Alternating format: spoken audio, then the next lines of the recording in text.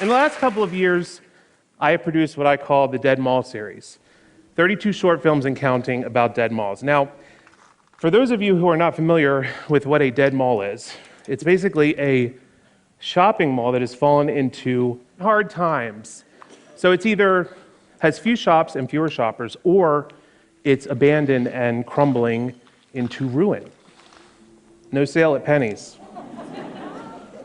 I started producing this series in early 2015. After going through kind of a dark period in my life where I just didn't want to create films anymore, I put my camera away and I just stopped. So in 2015, I decided to make a short film about the Owings Mills Mall. Owings Mills Mall opened in 1986. I should know because I was there on opening day. I was there with my family, along with every other family in Baltimore, and you had to drive around for 45 minutes just to find a parking spot. So if you can imagine, that's not happening at the malls today. My first mall job that I had as a teenager was at a sporting goods store called Herman's World of Sports. Maybe you remember, Herman's World of Sports. You guys remember that? Yeah. So I worked in a ladies' shoe store. I worked in a leather goods store, and I also worked in a video store. And not being one who was very fond of the retail arts, I got fired from every single job. In between these low-paying retail jobs, I did what any normal teenager did in the 1990s. I shoplifted. I'm just kidding. I hung out with my friends at the mall. Everyone's like, oh my God, what kind of talk is this? Hanging out at the mall could be fun, but it could be really lame too. Like sharing a cigarette with a 40-year-old unemployed mall rat who's put on red or black lipstick for the night while you're on your break from your crappy minimum wage job. As I stand here today, Owings Mills has been gutted and it's ready for the wrecking ball. The last time I was there, it was in the evening, and it was about 3 days before they closed the mall for good. And you kind of felt, they never announced the mall was closing, but you had this sort of feeling, this ominous feeling that something big was going to happen, like it was the end of the road. It was a very creepy walk through the mall. Let me show you.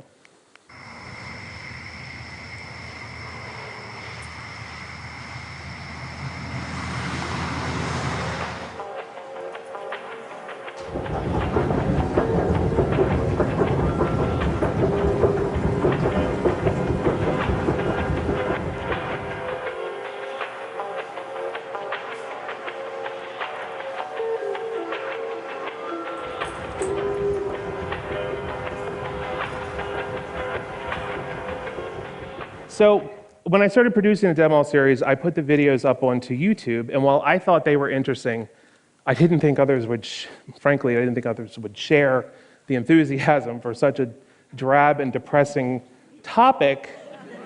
But apparently I was wrong, because a lot of people started to comment. And at first the comments were like, basically like, oh my God, that's the mall from my childhood. What happened? And then I would get comments from people who were like, there's a dead mall in my town, you should come and film it. So I started to travel around the Mid-Atlantic region, filming these dead malls. Some were open, some were abandoned. It was kind of always hard to get into the ones that were abandoned, but I somehow always found a way in. The malls that are still open, they always do this weird thing, like the dead malls. You know, they'll have 3 stores left, but they try to spruce it up to make it appear like things are on the up and up. For example, you'll have an empty store and they bring the gate down. So at Owings Mills, for example, they put this tarp over the gate, right? And it's got a stock photo of a woman who's so happy, and she's holding a blouse, and she's like...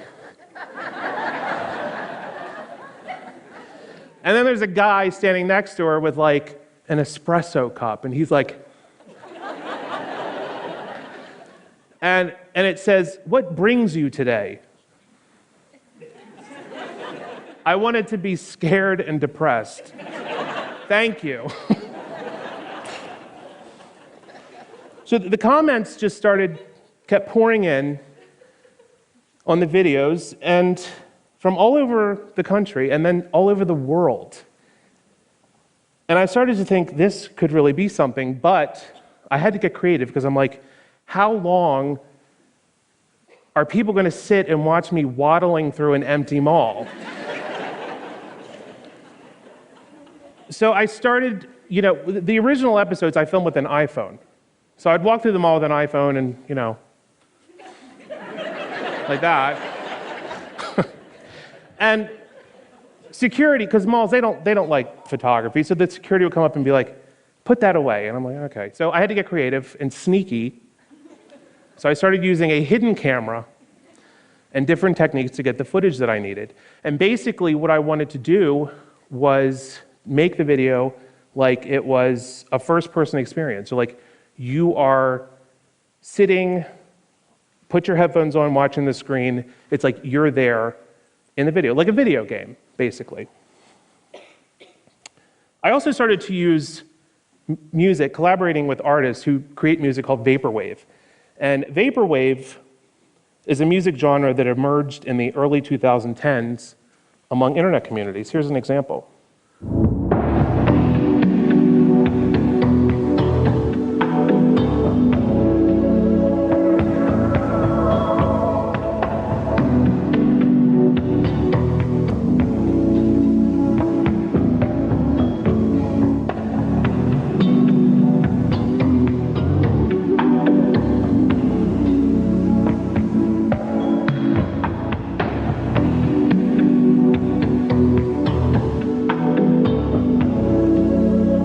That's by an artist named Disconscious, and from an album he did called Hologram Plaza. So if you look that up, you can hear more of those tunes. Vaporwave is more than an art form, it's like a movement. It's nihilistic, it's angsty, but it's somehow comforting. The whole aesthetic is a way of dealing with things you can't do anything about, like no jobs, or sitting in your parents' basement eating ramen noodles.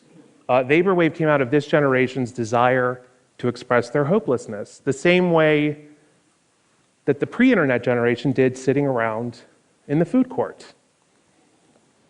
One of my favorite malls I've been to is in Corpus Christi, and it's called the Sunrise Mall. When I was a kid, my favorite thing to do was watch movies, and I used to watch movies over and over and over again. And one of my favorite films was The Legend of Billie Jean. Now, for those of you who've seen The Legend of Billie Jean, you'll know that it's a great film. I love it. And it's Helen Slater and Christian Slater, and if you didn't know, they are not related. Many people thought that they were brother and sister. They're not. But anyway, Sunrise Mall was used in the film, used as a filming location. The mall is exactly the same as it was in 1984. We're talking 32 years later. Let me show you. And here's Billie Jean running across the fountain, being chased by Hubie Pyatt's friends. And she jumps over here. And you can see this shot right here is what it looks like today. It's pretty incredible. I mean, honestly, it's exactly the same. And there they are falling in the fountain, and she runs up the stairs. There's a nice shot of the whole thing here. I love that so much. I always think in my head, I'm like, if I owned a mall, like a dead mall, like, why don't they embrace their vintage look? Like, put in a bar, like, put vegan food in the in the food court and invite like millennials and hipsters to come and drink and eat. And I guarantee you within like 3 weeks, H&M and Levi's will be banging on the door trying to get space. I don't know why they don't do this, but apparently it's only in the mind, it goes all day. Anyway, in closing, when they first asked me to do this talk, I said, "Do you have the right person?"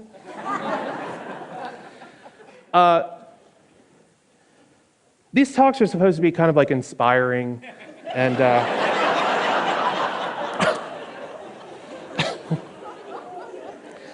I remembered something, though. I said, you know, I put my camera down 3 or 4 years ago, and it took going to these malls for me to be inspired again.